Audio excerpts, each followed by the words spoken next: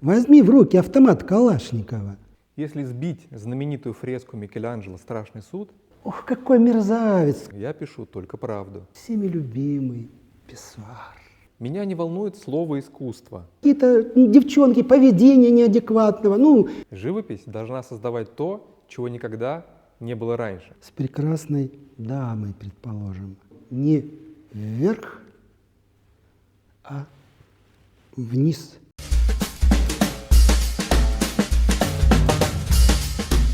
Итальянец Леонардо да Винчи сказал: «Живопись – наука и законная дочь природы.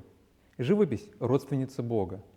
А согласен ли современный художник Вильгельм Шенрок с таким несовременным высказыванием? Делаю сразу же примечание. Мне сильно не понравилось выражение «несовременное высказывание». Это что такое? По какому праву вы приватизировали нынешнее время в качестве якобы современного? Это высказывание как раз и является высказыванием сегодняшнего, текущего дня. Честь и слава Леонардо да Винчи. Хорошо. Высказывание русского иконописца Андрея Рублева не сохранилось. А можешь ли ты представить, чтобы он мог сказать о своем занятии иконописью? Вполне мог бы сказать. И в какой-то мере этому помогает великое произведение Андрея Тарковского, посвященное этому художнику, которое так и называется «Андрей Рублев». Когда я впервые услышал, что есть такой фильм, что возможно экранизация о художнике, которому по большому счету ничего не известно, я был более чем взволнован. И оказавшись внутри кино, я прочувствовал эпоху, течение времени и проблематику того дня, который, увы, и сегодня является нашим днем. И мне показалось, что творение одного художника, Андрея Тарковского, о другом художнике, Андрее Рублеве, весьма адекватно и доказывает возможность того, что движение во времени возможно. Мы понимаем, что время не преподносит нам каких-то невероятно неудобных ситуаций, когда бы мы сказали: «О Боже, мы о себе ничего не знаем. Мы не знаем ничего о своих устремлениях, о своих надеждах и чаяниях». Нет, мы знаем очень многое.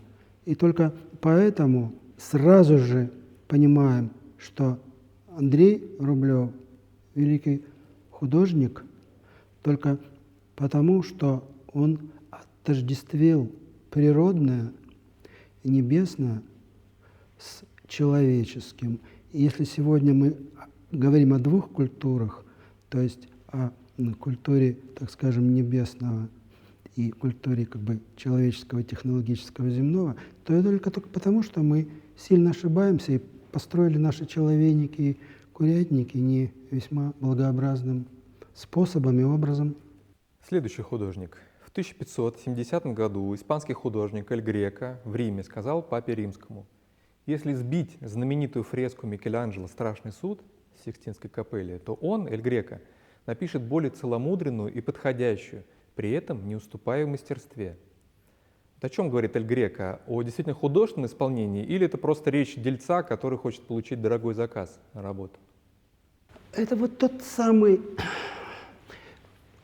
хороший спор, который вполне мог быть включен в нашу первую беседу, когда один художник спорит с другим художником.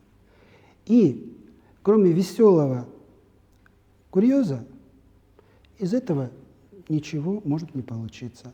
Тот же Эль Греко, который являет нам развитие искусства в непостижимо экзальтированную сторону, такой невероятный изобретатель наших пластических видений и эмоций человеческого, и вдруг такая расслабленная дерзость. А вы знаете, вот если сбить вот эти вот все фрески Микеланджело, дорогой мой, да как не отсохнет у тебя язык при такой шутке? Вот так бы я выразился. Хотя оба художника мне, конечно же, дороги тем, что они истинные и по-настоящему одаренные и талантливые художники, безусловно. Русский художник Иван Айвазовский сказал: «Движение живых стихий неуловимы для кисти. Писать молнию, порыв ветра, всплеск волны немыслимо с натуры». Ну а как понимать? То есть получается его 9-й вал и вообще все эти картины природы, это изображение воображения и памяти, это нереальность. Как жаль, что при звучании этого вопроса нет музыки, которая бы кружила меня в танце с прекрасной дамой, предположим. Потому что художник Айвазовский — это как раз вот тот художник стихии, которому была открыта в совершенном знании, способности ситуация, когда он мог изображать любые оттенки и любые свойства такой загадочной, в чем-то очень непостижимой материи, как вода, которая называется морем, океаном, озером, рекой и даже водой в стакане.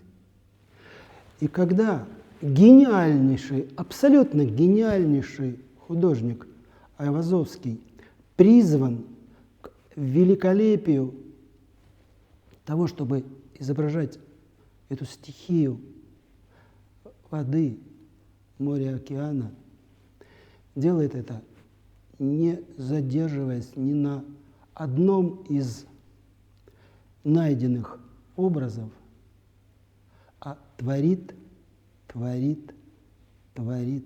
Видение за видением мы как раз потрясены чуду этой конкретики. Вот здесь мы бы и могли сказать: да, действительно, художник осенен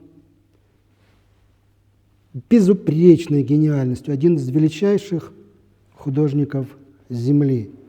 Честь и хвала нашему Отечеству, которому повезло быть тем, кто находился в состоянии вот этого возбуждения, переживания, когда вода является не только таинством глубин, но и невероятным свойством открытий и откровений, не совсем доступным живущим на земле и только приближающимся к кромке воды. Не случайно сегодня говорят, что ой, да, океан не изучен там и на какую-то там долю процента, космос в каком-то смысле нам более ясен и так далее. Слава художнику Айвазовскому. Французский художник Поль Сезанн говорил: «Мой метод — это ненависть к фантастическому образу. Я пишу только правду». Мне не очень понятно, то есть Сезанн, то есть он оговорился или что? Что с ним? Как это художник пишет правду? То есть он что, Бог? Или он опять пошутил? Нет, Сезанн — это вот тот революционер, который взял Бугро, академика, за руку, и они начали вот состязаться в том, кто же все-таки пережмет. И бедный Сезанн, который мечтал о том, чтобы быть выставленным в салонах, чтобы быть традиционным, прославленным, доступным широкой массе художником, но у которого был, не побоимся этого слова, совершенно корявый взгляд и какая-то дичь о представлении происходящего, и он был совершенно не приспособлен к тому, чтобы технически освоить вот эту академическую грамотность. Ни в коем случае и никогда, если вам захочется понимать Сезанна, не делайте так, чтобы рядом стоял Бугро. Этот потрясающий художник, которого сегодня почему-то окрестили салонным, буржуазным, художником без воображения. Господи, пройдет время, и Бугро будет там, где он всегда и был, на одной из вершин человеческих достижений. Бугро – великолепный, яркий, отчетливо проявленный художник. Сезанн лишь мечтал о том, чтобы вслед за Бугро подняться на эти вершины. О, дорогой Сезанн, как же ты заблуждался в своем желании быть выставленным в публичном пространстве и также быть призванным, как Бугро. Тебе никогда это не будет дано, только потому, что ты пошел совершенно другой дорогой, не вверх, а вниз, что тоже по-своему очень полезно и нужно. И не случайно мир оказался шаром, кубом, призмой, неважно, теми примитивными геометрическими формами, из которых создано все живое. Твое мучение, дорогой Сезанн, оно вполне окупилось огромным потоком сезонистов, огромным течением вот этого вот мейнстрима, в котором мы сегодня оказались, когда мы все художники. Ты открыл эти двери, ты открыл двери к кубизму, да всему на свете. И поэтому твоя слава не более великая, чем слава таких мэтров, как Бугро и прочие достойные, великие академики, которые не являются китчем, пошлостью и чепухой.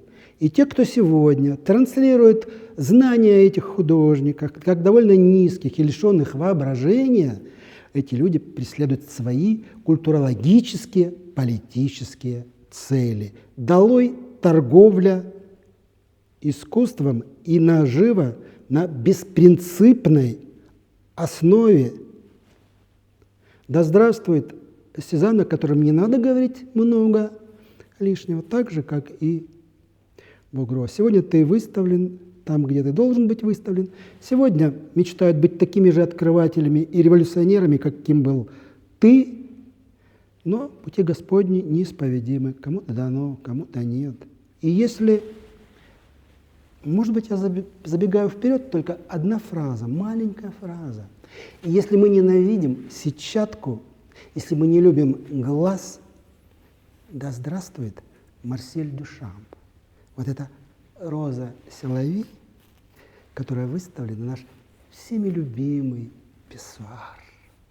Слава писсуару!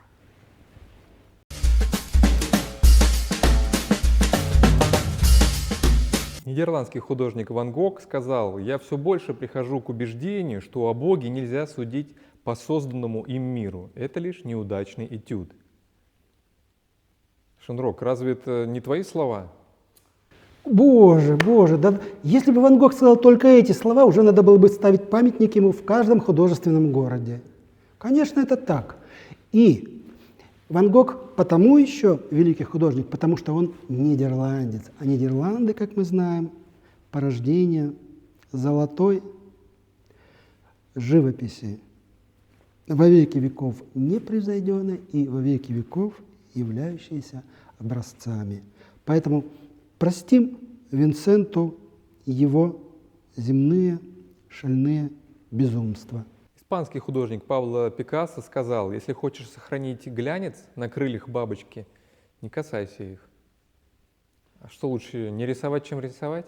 Ох, какой мерзавец, как любитель вот переворачивать все. Друг мой, да ты-то как раз этого глянца и коснулся. И вот почему.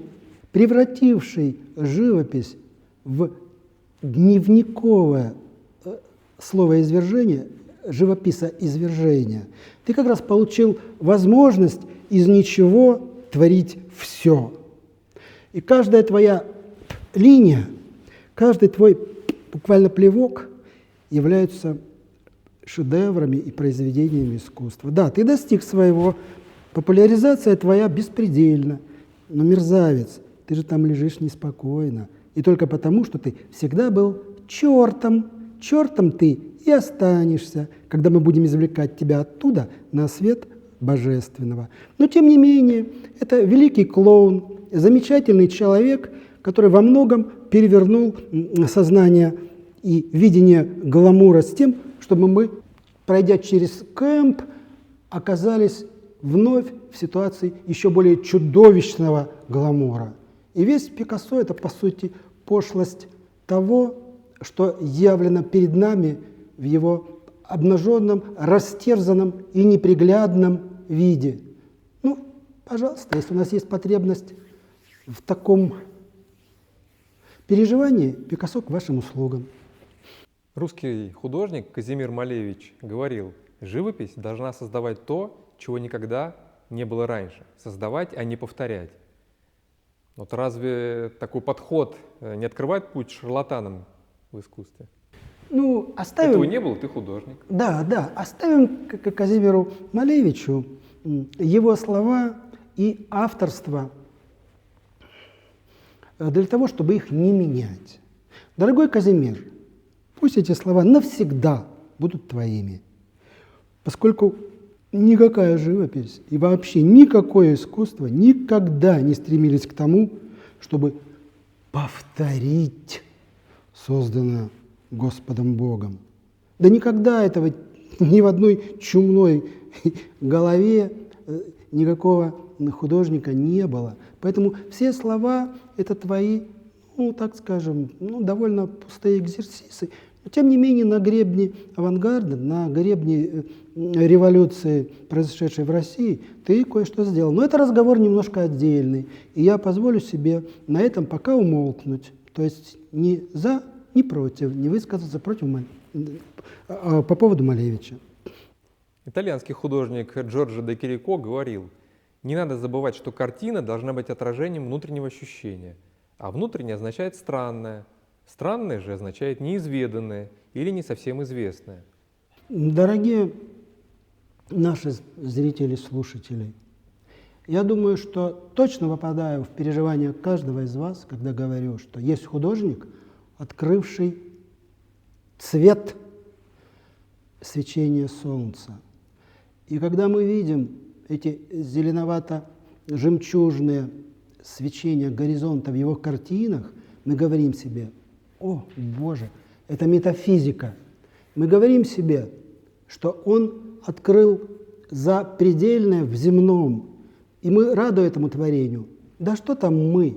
Когда после Дада возник сюрреализм, то Кирико как раз был провозвестником, он как раз был почитаем этими господами воображения и безбрежья, которыми они себя обозначили. Они весьма уважительно относились к тому, что он создал, к тому, что он открыл, и человеческое, слишком человеческое, буквально через время они его презрели только потому, что он не двинулся в потоке сюрреализма, в потоке шабаша «гуляй где хочу», думай про что угодно, никакой ответственности, да здравствует подсознание, свободно от рефлекторной логики.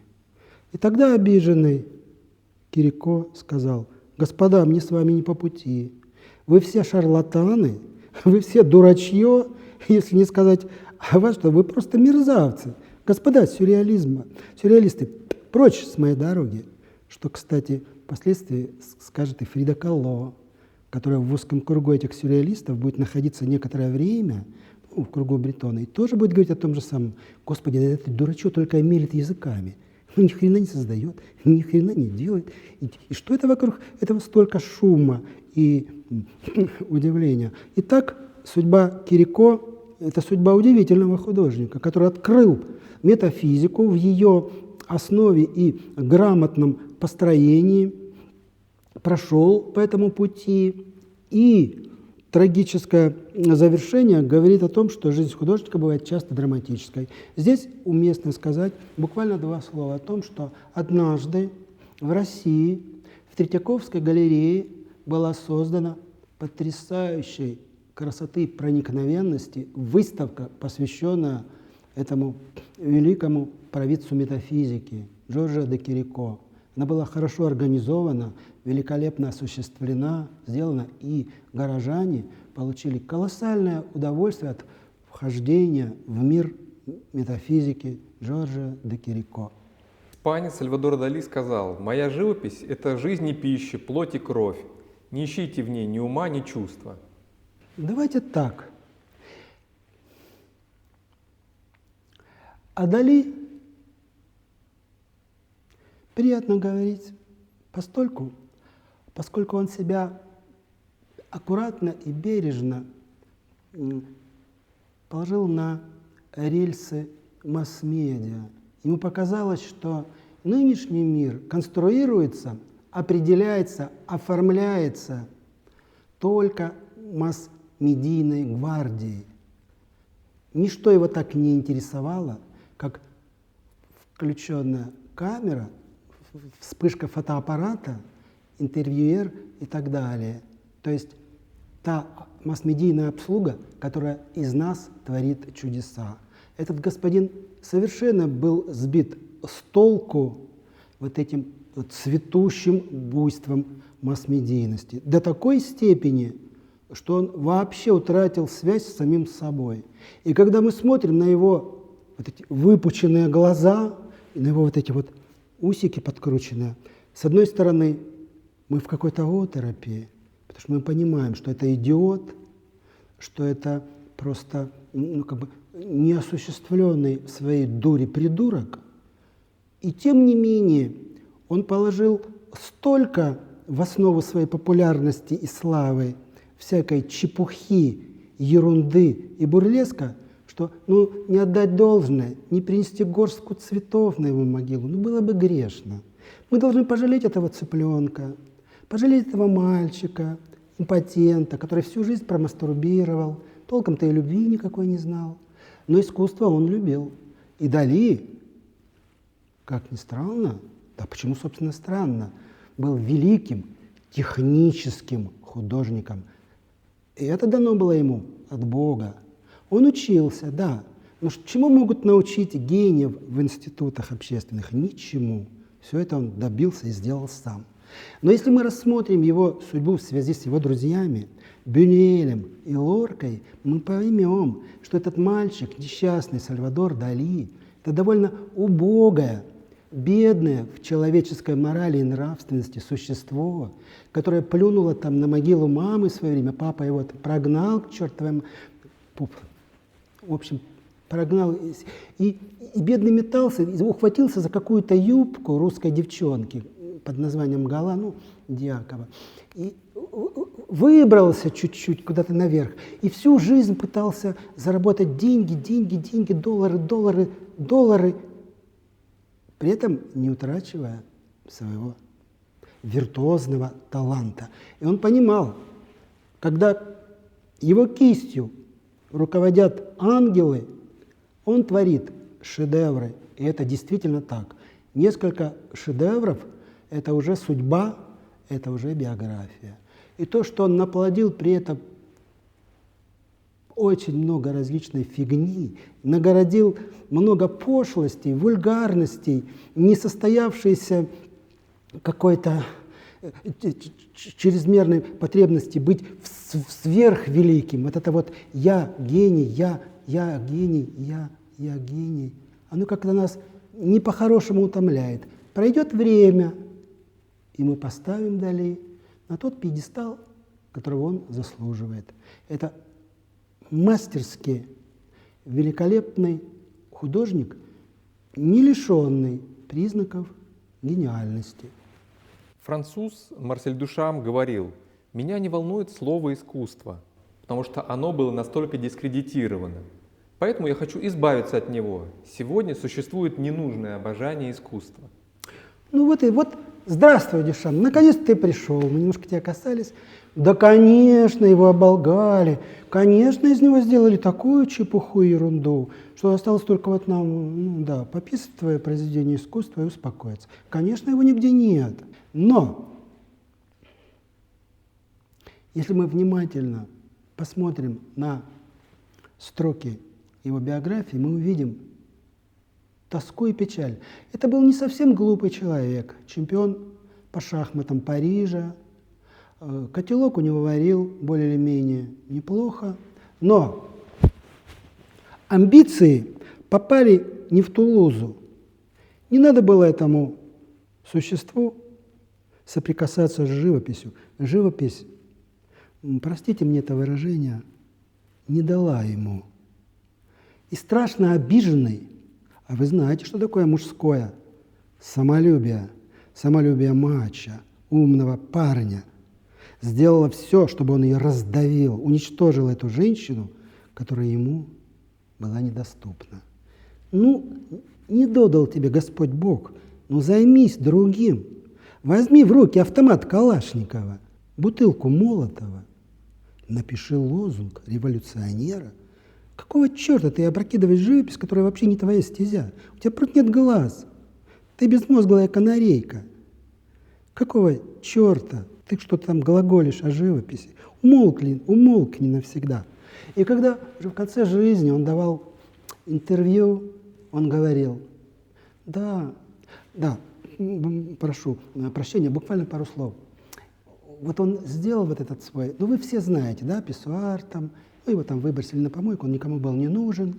Но потом, вот эти вот культурологи, искусствоведы, мудрые британские ученые от искусства, вдруг заметили, что это ведь был жест, это ведь был перформанс. Как же мы проглядели его? О, черт побери, мы же были заняты все время другим.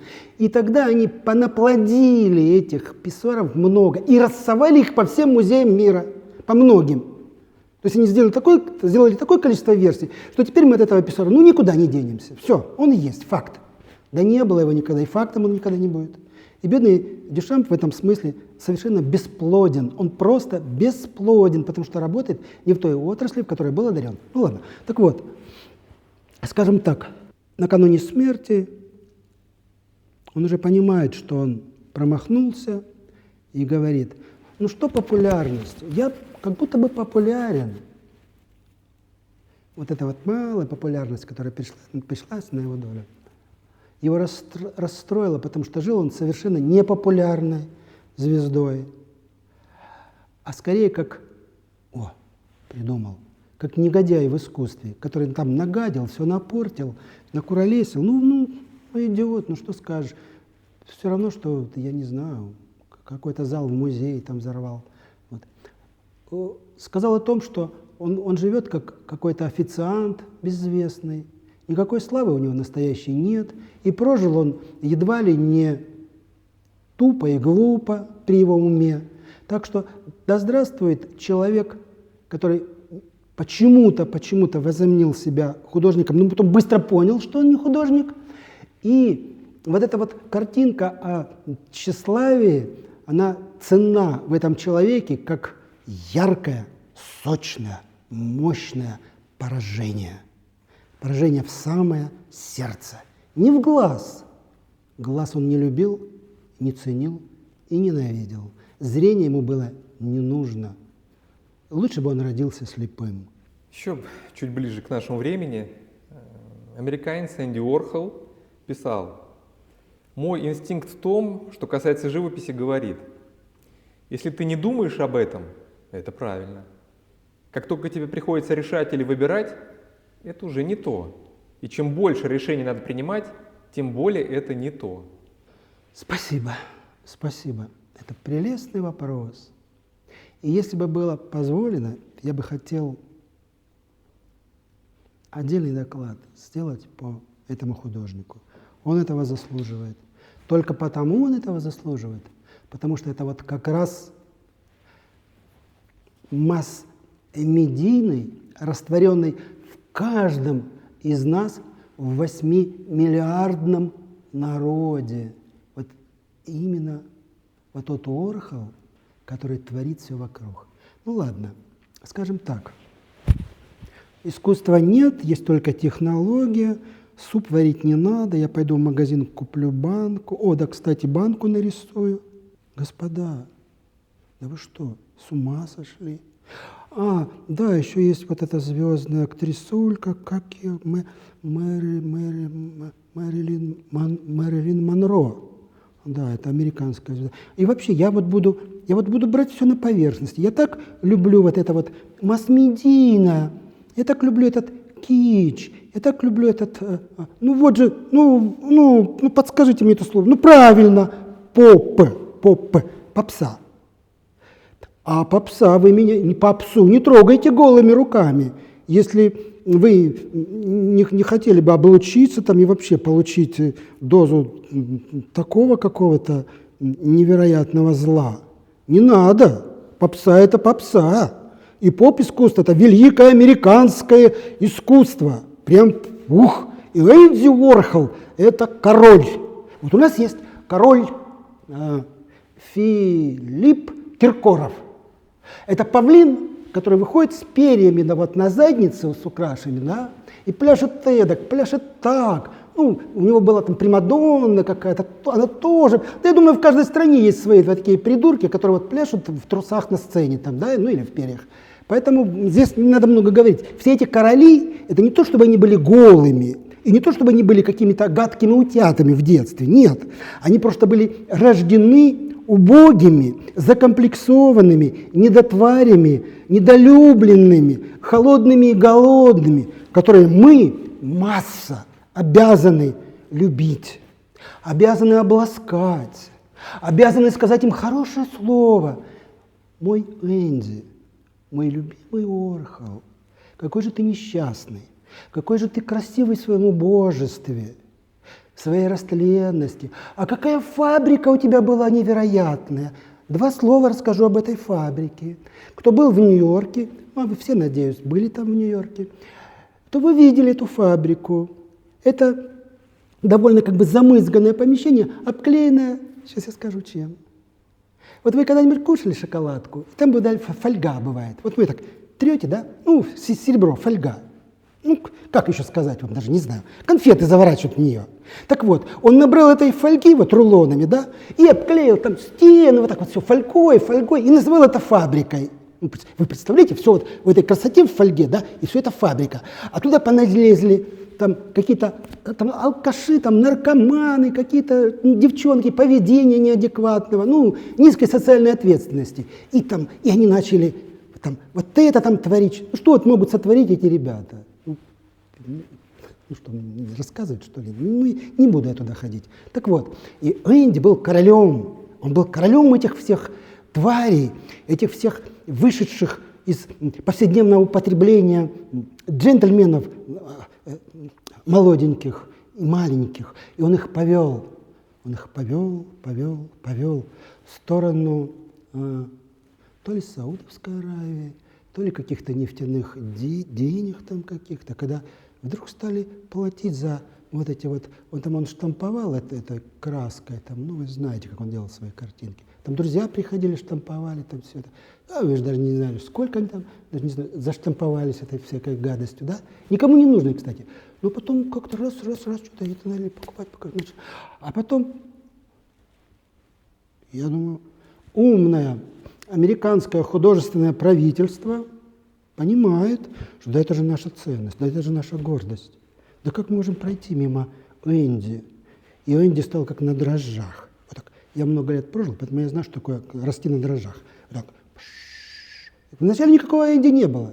Если вы кому-нибудь на улице подойдете в 70-е годы и скажете «Энди Уорхол», вас просто посмотрят как на дурака. Какой Энди Уорхол? Подойдете вы в конце 80-х и скажете «Энди Уорхол», то же самое. Да и в той же Америке. Подойдете вы в конце 90-х, ладно уж, к этому поколению. И тоже спросите, кто такой Энди Уорхол? Черт его знает, ну как козел какой-нибудь.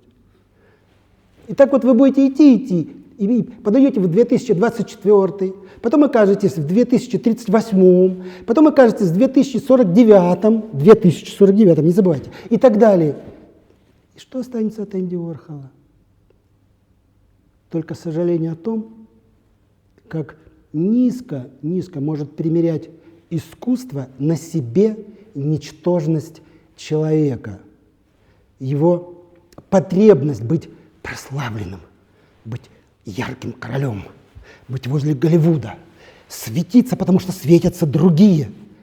Это вот то самое, куда нас, по сути, и завела техническая цивилизация, которая всунула нам в рот, не в руки, прямо-то я и говорю, в рот гаджет, и мы все сегодня,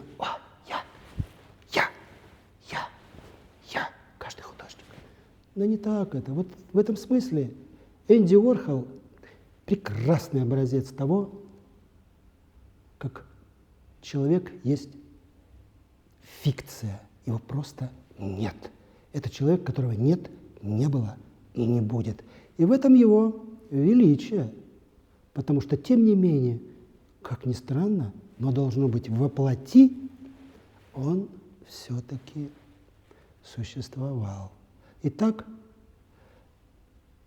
поп-художник, король Энди Уорхол, который хотел быть машиной, и на могиле которого, если не написано, то должны быть написаны слова «Я – фикция, я – пустота».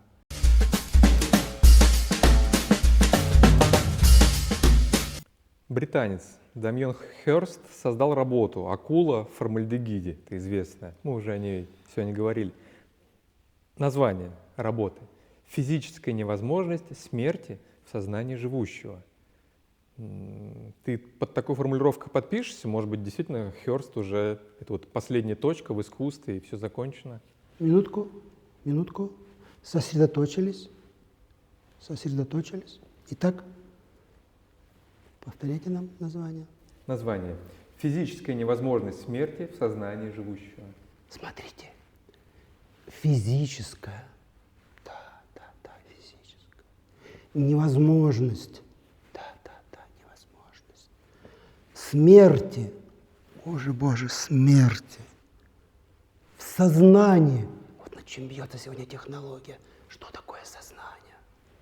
Живущего. Вы смотрите, он получает задание от Папы Римского расписать потолок. И расписывает ее своей акулой. Но знают об этом только британские ученые и горстка придурков, которые это пиарят все со страшной силой. Они, что называется, мастурбаторы, искусствоведы. Мастурбаторы, я имею в виду образное выражение, которое связано не с физиологическим телом, а с культурологическим. Всячески навязывают нам в этом дикаре какого-то состоявшегося мастера. Но если вы мне покажете, где, каким образом находится все это явление, я просто разведу руками и скажу: вы знаете, я ни про акулу, ни про ее смерть, ни про что другое не знал, знать не буду, не хочу, и мне это глубоко неинтересно вообще. Британец иракского происхождения, у нас была речь о британских ученых, Чарльз Саачи говорил: я никогда особо не думаю о рынке. Мне не жалко заплатить за работу, которую я действительно хочу заполучить, и заплатить в 3-4 раза больше ее рыночной стоимости. О какой стоимости идет речь? О Саачи ни слова. Если вы в курсе последних событий, то хранилище Саачи было взорвано, все работы исчезли и погибли, а этот друг, товарищ и брат искусства получил страховку. Великий манипулятор, гениальный хранитель современного искусства навсегда с нами. Еще один шаг к сегодняшнему дню, мы все ближе к тебе. И я спросил чат GPT, искусственный интеллект. Вопрос был такой: зачем современный художник рисует картины? Ну, ты понимаешь, что чат GPT не будет столь лапидарен, как художники. Он дал 10 причин, я тебе их прочитаю. Так зачем художник рисует картины? Чат GPT, искусственный интеллект, говорит: самовыражение, творческая реализация, коммуникация, исследование и эксперимент, это все через запятую, философские размышления, коммерческие цели, участие в выставках и конкурсах, создание визуального образа, влияние на общество, личное удовлетворение. Вопрос такой: а как ты себя чувствуешь в мире, где уже есть ответы на все вопросы? Вы знаете, если бы я хотя бы на минутку, на минутку это много, да не надо, на мгновение оказался в мире, где существует ответ не на все вопросы, этого не надо. На один хотя бы вопрос я бы сказал: Боже, за моей спиной выросли крылья ангела. Какое счастье, что я никогда не окажусь в этом мире, где есть ответы хотя бы на один единственный вопрос. Ответы на все вопросы, это вы простите меня, вне комментариев. Хорошо, и в заключении этого выпуска такой вопрос. Я попрошу тебя, если ты захочешь, сказать нашим зрителям, наверняка среди зрителей есть те, кто хочет стать художником, может быть, уже является художником, занимается творчеством, живописью. А что бы ты мог сказать такому человеку? Может быть, отговорить от этого занятия или зарекламировать творческий путь, как путь какого-то спасения? Можешь ничего не говорить, сохранить тайну. Вот сидит художник здесь перед тобой, молодой человек, ему 20 лет или 40. И если передо мной сидит начинающий художник, которому 7 лет, 9, может быть 11, а может быть 15 лет, и он серьезно смотрит на звезды, как смотрел Блез Паскаль, который пугался бездны этих звезд. Если он говорит себе: как же так? Я единственный честный человек на земле. Я содрогаюсь от того безумия, которое накопило все человечество. Почему я один в столь праведных вопросов самого себя? Если у него есть такие вопросы, я желаю ему навсегда сохранить свежесть своей души и двигаться навстречу своему познанию этой души, познанию мира, жизни, и оставаться добрым, честным, нежным и, главное, всегда живым человеком. Всего доброго. Дорогие друзья, спасибо, что были с нами. Вы посмотрели очередной выпуск диалогов с Вильгельмом Шенроком. Спасибо, что были с нами. Подписывайтесь на этот канал, ставьте лайки, делитесь этим видео, подписывайтесь на телеграм-канал и Бусти, ссылки будут в описании. Спасибо, до новых встреч.